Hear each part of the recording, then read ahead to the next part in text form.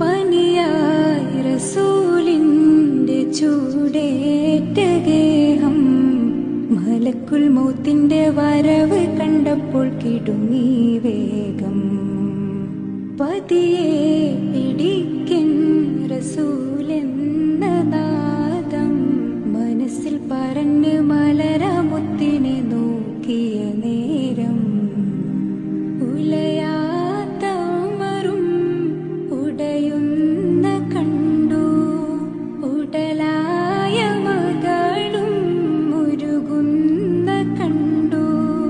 മെത്തയും കട്ടിലുമില്ലാത്തൊരു രാജാവിൻ വീടാ. മൊത്തത്തിൽ പൊട്ടി